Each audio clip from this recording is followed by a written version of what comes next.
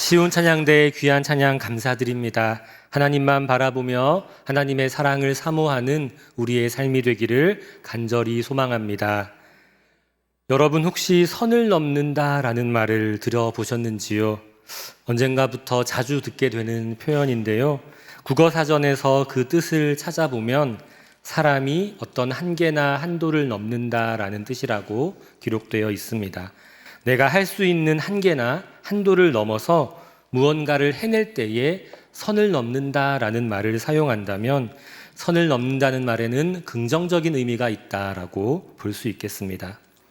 그런데 최근에 이 말이 새로운 의미로 사용됩니다. 인터넷 지식백과를 찾아보니 이렇게 나와 있습니다. 일반적으로 인간관계에서 허용 가능한 범위의 일을 넘어서는 일을 하였을 때 선을 넘었다라고 표현한다. 최근에는 다소 과격하여서 예의에 어긋나거나 용납되지 못할 발언이나 행동 등을 하였을 때 자주 쓰인다. 이 선을 넘는다는 말이 요즘엔 이렇게 부정적인 의미로 재해석되어서 사용되고 있습니다. 우리 성도님들도 이런 의미에서의 선을 넘는다라는 표현을 들어보시거나 사용해 보신 적이 있을 겁니다. 선을 넘는다라는 말은 이 시대의 변화를 잘 반영하는 표현이기도 합니다. 한민이라는 문화심리학자는 선이라는 것이 사람들 간에 합의된 사회적 규칙이다라고 말합니다. 사회가 발달하면서 문화적 다양성, 복잡성이 증대되고 다양한 규범 체계가 공존하게 되었습니다. 그러다 보니 사회적 합의를 이루기가 어려워지는 겁니다. 서로가 생각하는 선이라는 것이 다 달라져서 서로를 바라보며 선을 넘는다라고 생각하는 일이 잦아졌다는 것입니다. 여러분 어떠신가요? 서로 다른 생각과 또 다른 가치를 가진 사람들을 만나면서 불편함을 느끼거나 또 선을 넘는다고 생각하셨던 적은 없으신가요?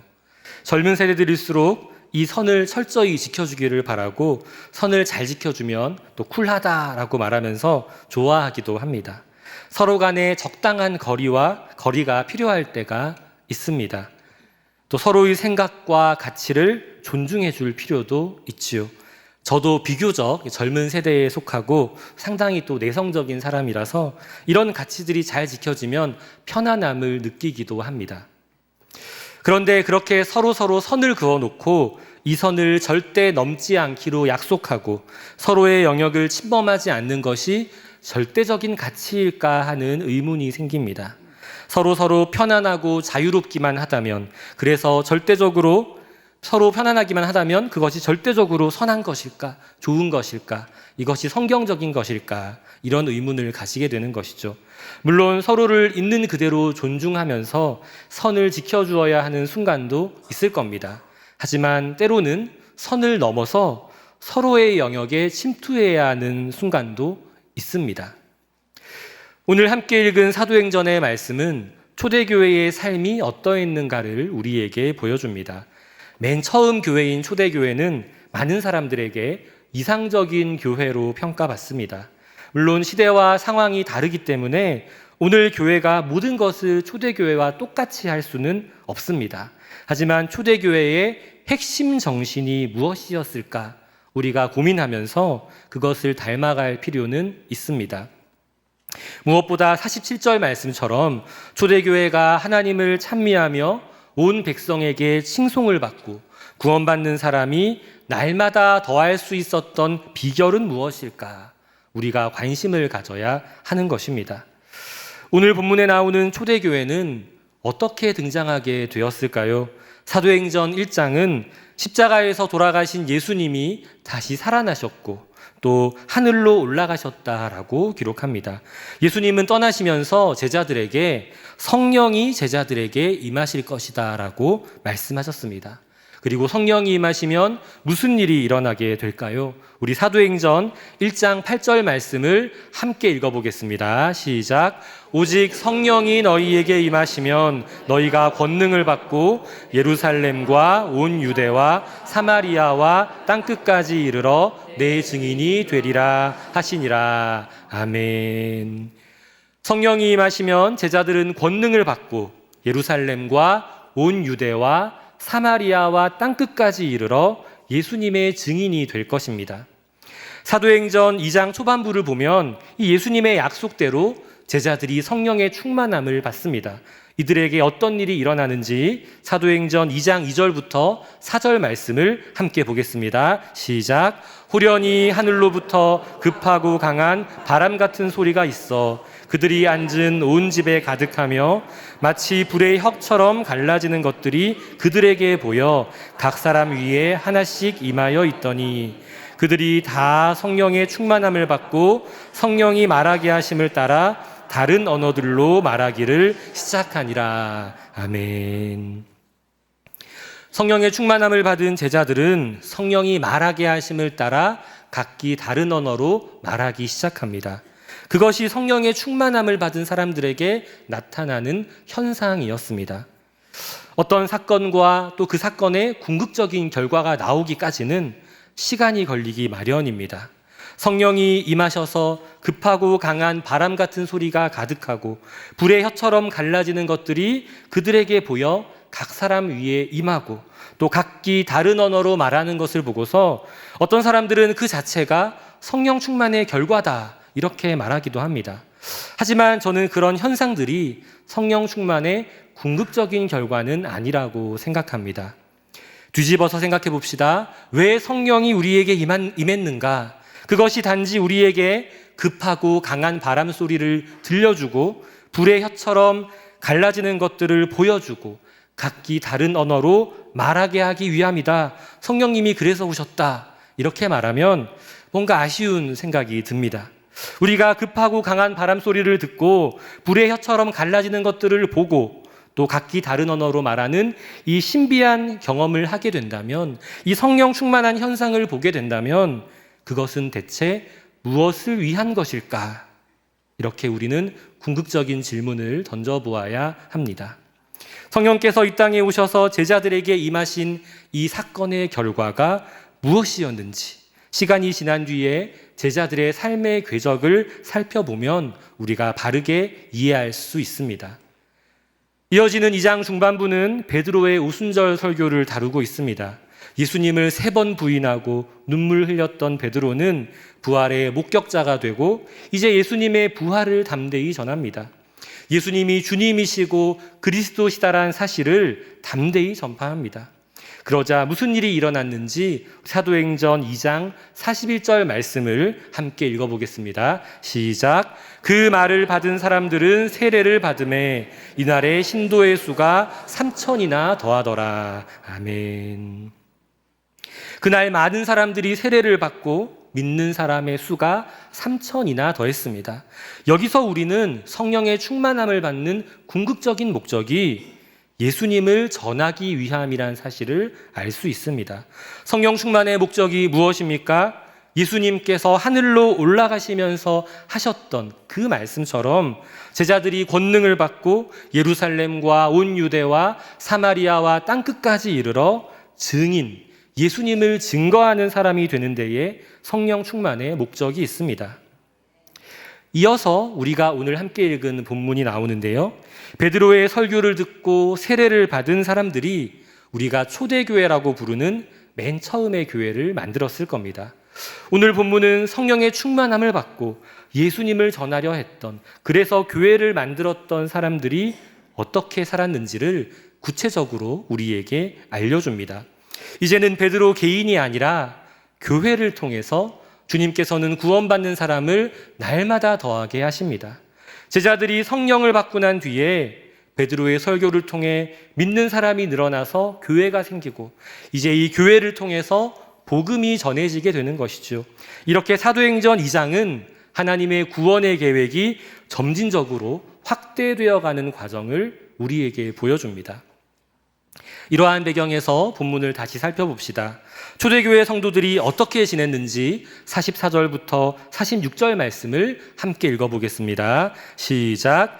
믿는 사람이 다 함께 있어 모든 물건을 서로 통용하고 또 재산과 소유를 팔아 각 사람의 필요를 따라 나누어 주며 날마다 마음을 같이하여 성전에 모이기를 힘쓰고 집에서 떡을 떼며 기쁨과 순전한 마음으로 음식을 먹고. 아멘.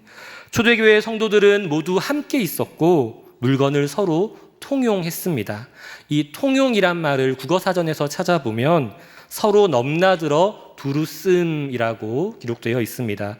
우리가 가진 물건에는 내 것과 네 것, 이 두 가지의 확실한 경계선이 있지요. 그런데 물건을 서로 통용했다는 것은 이 경계선을 넘나들면서 서로의 물건을 두루 사용했다는 말입니다. 또 재산과 소유를 팔아서 각 사람의 필요를 따라 나누어 주었다고 합니다. 물건을 마음껏 쓰도록 빌려주는 데서 그치지 않고 자신의 재산과 소유를 팔아서 필요한 사람들에게 나누어 주었다는 것이죠. 오늘 우리의 상식으로는 도무지 이해할 수 없는 일들이 초대교회에서는 많이 일어났습니다. 나와 너 사이에는 명확한 선이 있어서 내 것과 또 너의 것이 명확히 구분되는데 초대교회에서는 이 경계선이 허물어졌다는 것입니다. 또 초대교회 성도들은 날마다 마음을 같이 해서 성전에 모이기를 힘썼습니다. 우리는 평일과 주일을 구분하고요. 내 시간과 하나님의 시간을 구분해서 사용하는 경우가 많습니다. 주일은 하나님의 시간이니까 대신 평일은 내 시간이에요. 내가 마음대로 쓰고 싶습니다. 또 하나님께 헌금 드린 것은 하나님의 돈인데 나머지는 다 내 것입니다. 이렇게 생각하면서 우리는 이웃과의 관계에서도 선을 긋지만 하나님과의 관계에서도 선을 그으며 살아가는 경우가 많습니다. 여기까지만 드리겠습니다. 더 이상은 안 됩니다. 이렇게 말하는 경우가 우리에게 참 많죠. 그런데 초대교회 성도들은 날마다 주일만 모이는 것이 아니라 날마다 매일매일 함께 성전에 모였다고 합니다. 거기서 끝이 아닙니다. 그들은 서로의 집에 모여서 떡을 떼며 기쁨과 순전한 마음으로 음식을 먹었습니다. 오늘 우리는 내 공간을 지키고 싶어 합니다. 나를 둘러싼 환경에 선을 그어놓고 이 안으로는 누구도 초대하려 하지 않고 나만의 공간을 보장받고 싶어 합니다. 그런데 초대교회 성도들은 내 공간과 이웃의 공간을 가르던 이 선을 다 걷어내버리고 서로의 집에 서로를 초대하며 음식을 나누고 기쁨을 나누었습니다. 초대교회 성도들은 이렇게 서로의 선을 넘나드는 삶을 살았습니다. 서로의 재산과 소유물을 구분짓던 선을 걷어내었고 하나님의 것과 나의 것을 구분짓던 선을 걷어내었고 내 공간과 이웃의 공간을 구분짓던 선을 걷어냈습니다. 물질과 시간과 공간에 있어서 그들은 하나님과 하나가 되었고 교회 공동체의 지체들과 하나가 된 것입니다. 그렇게 그들은 서로의 삶 속으로 파고들었습니다. 공동체의 지체들 사이에 막혀있는 담을 허물고 서로의 삶 속으로 침투한 것입니다. 여기서 인상 깊은 것은 서로가 서로의 삶으로 침투하는 이 방법에 대한 것입니다. 더 많이 가진 사람이 가난한 자에게 자신의 물질을 흘려보냈을 것이고 집이 더 넓은 사람이 자신의 공간을 공동체를 위해서 내놓았을 것입니다. 힘을 더 많이 가진 사람이 힘이 없는 사람을 향해서 자신의 것을 내어놓을 때 공동체가 견고하게 세워지는 것입니다. 이렇게 초대교회는 서로가 서로의 삶 속으로 선을 넘어서 침투하는 공동체였습니다. 그 결과 무슨 일이 일어났는지 우리 47절 말씀을 함께 읽어보겠습니다. 시작. 하나님을 찬미하며 또 온 백성에게 칭송을 받으니 주께서 구원받는 사람을 날마다 더하게 하시니라. 아멘. 이 공동체에서는 하나님을 찬미하는 소리가 넘쳐났고 온 백성은 교회 공동체를 칭찬했고 그리고 이 공동체를 통해서 하나님이 일하시는데 구원받는 사람을 날마다 더하게 하셨다라고 합니다. 부활하신 예수님께서 하늘로 올라가시며 당부하셨던 말씀, 예수님의 증인되어서 예수님을 증거하라는 그 일이 초대교회를 통해서 날마다 일어난 것입니다. 우리는 다양한 방법으로 의사소통을 할 수 있습니다. 말하는 것은 가장 기초적인 의사소통 방법입니다. 이 베드로의 설교를 통해서 많은 사람들이 세례를 받고 신도의 수가 3,000이나 더했습니다. 그런데 오늘 본문의 초대교회 성도들은 많은 말을 하지 않았습니다. 성경은 그들의 말에 대해서 기록하지 않고 그들의 삶에 대해서 기록합니다. 그리고 그들의 살아가는 모습을 본 사람들이 그들에게 호감을 느꼈습니다. 그리고 그들을 통해서 구원받는 사람들이 날마다 늘어났습니다. 말이란 것은 가장 기초적인 의사소통 방법이기 때문에 이 말을 통해서 우리가 쉽고 빠르게 의견을 전할 수 있습니다. 하지만 우리가 말을 빠르게 전달할 수 있는 만큼 이 말로 한 것들은 빠르게 기억에서 사라지기도 합니다. 쉽게 말할 수 있기 때문에 거짓으로 말하는 것도 쉽습니다. 그런데 의사소통이란 것은 말로만, 언어로만 이루어지는 것이 아닙니다. 초대교회 성도들은 무엇으로 복음을 전해야 하는지를 2000년 후에 이 땅을 살아가는 우리들에게 보여주고 있습니다. 초대교회 성도들은 그들의 삶으로 그들이 증거해야 하는 것, 복음을 전했습니다. 거짓 삶을 살아가는 것은 거짓 말을 하는 것보다 조금 더 어렵겠죠. 동시에 진실한 삶을 살아가는 것도 진실한 말을 하는 것보다 더 어렵습니다. 그렇기 때문에 이 삶이란 것은 말보다 훨씬 더 신중하고 믿을 만한 것이고, 삶이라는 것은 말보다 더 호소력이 있습니다. 이 삶이 오랫동안 지속되어서 시간이 더하여지면 그렇게 오랫동안 삶으로 나타나는 모습에는 강한 설득력이 있습니다. 이러한 초대교회의 삶을 통해서 하나님께서는 구원받는 사람을 날마다 더하게 하신 것입니다. 초대교회 안에서 성도들 간의 선을 넘는 이 아름다운 풍경이 펼쳐졌는데요. 이제 초대교회는 교회 밖으로, 교회와 세상 사이에 그어져 있는 선을 넘어서 세상 속으로 침투하게 됩니다. 초대교회 성도들 안에 가득한 사랑이 흘러 넘쳐서 세상으로 흘러가는 것입니다. 교회의 거룩하고 선한 능력이 악하고 어지러운 세상 가운데 흘러가서 이 세상을 거룩하게, 선하게 변화시킬 것입니다. 예수님께서 당부하신 일, 예루살렘과 온 유대와 사마리아와 땅끝까지 이르러 예수님의 증인이 되어서 예수님을 증거하게 되는 것이죠. 우리 인간은 어떤 존재인가요? 이기적이고 연약한 존재이지요. 자기 보존의 욕구와 이기심으로 인해서 저마다 선을 긋고 내 소유와 물질, 내 시간, 내 공간을 지키기 위해서 안간 힘을 쓰는 존재입니다. 그런데 초대교회 성도들은 어떻게 해서 자신을 내려놓고 자신을 둘러싼 이 선을 넘어서 타인의 삶으로 침투해 들어갈 수 있었을까요? 초대교회는 어떻게 해서 거룩한 것과 부정한 것 사이에 그어져 있는 선을 넘어서 세상 속으로 침투해 들어갈 수 있었을까요? 그것은 하나님이 어떤 분이신지를 알았고 그 하나님을 경험했기 때문입니다. 최근에 금요일마다 신촌 아카데미로 우리 성도님들과 구약 성경을 공부하고 있습니다. 창세기부터 시작해서 출애굽기, 레위기 거쳐서 지난주에는 민수기 말씀을 배웠습니다. 성경을 찬찬히 읽고 묵상해 보니 성경은 계속해서 하나님에 대해서 이 세상 가운데 개입하시는 분이라고 소개합니다. 신학에서 하나님을 절대타자라고 하는데요. 이 절대타자란 단어를 국어사전에서 찾아보면 인간이나 이 세계와는 절대적으로 다르고 독립된 초월적 존재자라고 설명합니다.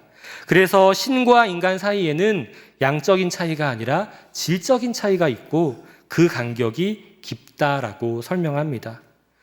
무엇 하나 아쉬울 것 없으실 것 같은 인간과는 전적으로 다른 절대적인 차이를 가진 하나님이 창세기 1장 1절 성경의 맨 처음부터 하시는 일이 무엇이냐 하면 태초에 하나님이 천지를 창조하십니다. 거기서 끝나는 것이 아니라 하나님은 우리 인간을 어떻게 창조하셨냐 하면 땅의 흙으로 사람을 손수 지으시고 그 생기를 코에 불어 넣으셨습니다. 거룩하시고 절대적인 존재이신 하나님께서 땅의 흙으로 사람을 지으시고 직접 생기를 코에 불어 넣으신 겁니다. 그런데 성경 이야기가 거기서 끝나지 않습니다. 아담과 하와는 불순종이라는 범죄를 저지릅니다. 하지만 하나님은 인간을 포기하지 않고 죄악 가득한 인간의 삶 가운데 개입하십니다. 전능하시고 거룩하신 하나님의 영역이 따로 있고 죄 많고 부정한 인간의 영역이 따로 있는 줄 알았는데 하나님은 하나님과 우리 사이의 선을 넘어서 우리에게로 찾아오시는 분이신 겁니다. 이스라엘 백성이 범죄하고 넘어져도 그 백성을 포기하지 않으시고 그들을 사용해서 하나님의 뜻을 이루시기를 원하십니다. 하나님이 선을 넘어서 인간을 찾아오시는 가장 궁극적이고 결정적인 사건이 있는데요. 그것은 바로 예수 그리스도께서 인간의 몸을 입고 이 땅에 오시고 십자가 죽음으로 우리의 죄악을 용서하시고 부활하시고 승천하신 사건입니다. 계속해서 범죄하고 넘어지는 연약한 우리 인류를 향해서 하나님은 궁극적이고 결정적인 방법으로 이 세상 가운데 개입하시는데 그것이 바로 예수님의 십자가라는 것입니다. 참 하나님이지만 동시에 참 인간으로 이 땅에 오신 우리 예수님은 하나님과 인간 사이의 선을 넘어서 이 땅에 찾아오셨습니다. 그리고 예수님이 우리의 화평이 되셨습니다. 우리 에베소서 2장 14절 말씀을 함께 읽어보겠습니다. 시작. 그는 우리의 화평이신지라 둘로 하나를 만드사 원수된 것 곧 중간에 막힌 담을 자기 육체로 허시고. 아멘. 예수님은 우리의 화평이 되셔서 둘로 하나를 만드셨습니다. 원수된 것 곧 중간에 막힌 담을 자기 육체로 허셨습니다. 초대교회는 예수 그리스도를 통해 드러난 하나님의 크고 놀라운 사랑으로 인하여 이 놀라운 일들을 감당할 수 있었던 것입니다. 초대교회 성도들은 선을 넘어서 죄악 가득한 인간의 현실 가운데 침투하시는 이 하나님의 사랑을 알고 믿었고 경험했습니다. 그래서 그들도 선을 넘어서 서로의 삶 속에 침투한 것입니다. 내 물질, 내 시간, 내 공간이라고 그어놓았던 이 선을 뛰어넘어서 서로의 삶 속으로 침투한 것입니다. 하나님께서 예수님을 통해 우리에게 베푸셨던 것처럼 자신의 물질을, 시간을, 공간을 내어놓고 강한 자가 약한 자를 위해서 자신의 것을 다 내려놓은 것입니다. 그렇게 모든 물건을, 재산과 소유를 필요에 따라 나누어 주고 날마다 성전에 모이며 집집마다 모여서 떡을 떼고 기쁨과 순전한 마음으로 음식을 나누어 먹었습니다. 그 결과 온 백성에게 칭송받고 구원받는 사람이 날마다 더해갔다라고 성경이 이야기합니다. 예수님의 사랑, 선을 넘어서 우리에게 개입하시는 이 예수님의 사랑으로 가득한 초대교회가 이제 선을 넘어서 세상 가운데로 나아가 증인의 역할을 감당하게 되는 겁니다. 오늘 함께 나눈 초대교회 이야기를 통해서 우리는 교회의 사명이 무엇인가 생각해 볼 수 있습니다. 교회의 사명은 사도행전 1장 8절에서 예수님께서 하셨던 그 명령, 예루살렘과 온 유대와 사마리아와 땅끝까지 이르러 예수님의 증인이 되는 것입니다. 오늘 함께 읽은 초대교회 이야기는 예수님께서 마지막으로 제자들에게 당부하셨던 그 말씀이 마가의 다락방에서 성령 강림으로 성취되고 또 베드로의 설교로 성취되며 교회가 세워짐으로 성취된다는 전체적인 맥락 속에서 읽어볼 수 있습니다. 그렇기에 교회의 사명은 예수님을 증거하는 것입니다. 복음을 전하는 것입니다. 그래서 선교사이자 신학자였던 레슬리 뉴비기는 선교가 교회의 본질이다라고 말했습니다. 신촌교회가 왜 세워졌는가? 하나님께서 우리 교회를 왜 세워주셨는가? 예수님을 증거하라고, 복음을 전파하라고 세워주신 것입니다. 그렇다면 우리 한 사람 한 사람을 이 신촌교회로 부르신 목적은 무엇일까요? 우리 한 사람 한 사람을 주의 거룩한 성전으로 삼아주시고 우리를 교회로 부르신 목적 또한 예수님을 증거하고 복음을 전파하는 일입니다. 교회의 본질이 선교라면 교회를 이루는 우리의 사명 또한 선교입니다. 예수님을 믿고 예수님의 제자가 된 순간부터 저와 여러분은 선교사로 부름받은 것입니다. 우리는 이 일을 감당하기 위해서 예수님께서 당부하신 마지막 명령인 땅끝까지 복음을 전하라는 명령을 지켜 행하기 위해서 교회로 부름받았습니다. 이 일을 감당하기 위해서 우리가 성령 충만해야 합니다.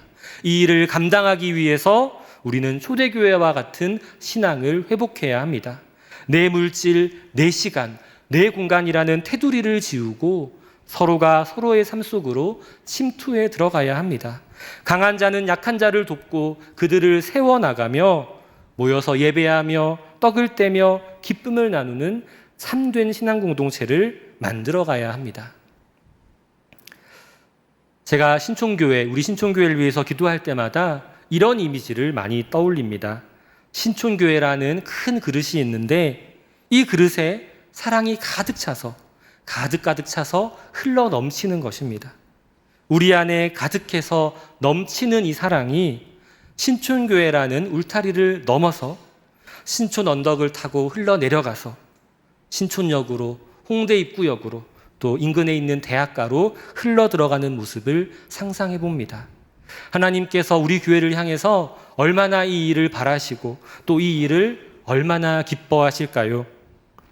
이러한 선교의 사명을 잘 감당하기 위해서는 우리 교회가 선교적인 교회가 되어야 합니다. 그리고 우리 모두가 선교적인 존재가 되어야 합니다.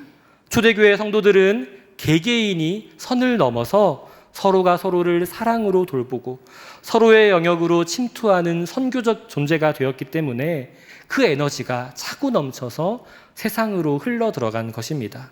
우리 신촌교회도 초대교회처럼 선을 넘어서 서로를 사랑하고 돌보는 일들이 많이 일어나는 공동체가 되기를 소망하고 축복합니다. 선을 넘는다는 것이 설교 초반에 얘기했던 것처럼 서로를 함부로 대하고 무례하게 행해도 된다는 의미가 아닙니다. 이 성경적인 의미로 선을 넘는다는 것은 자신의 물질과 시간과 공간을 타인을 위해서 내어주고 양보하며 섬기는 것을 의미합니다.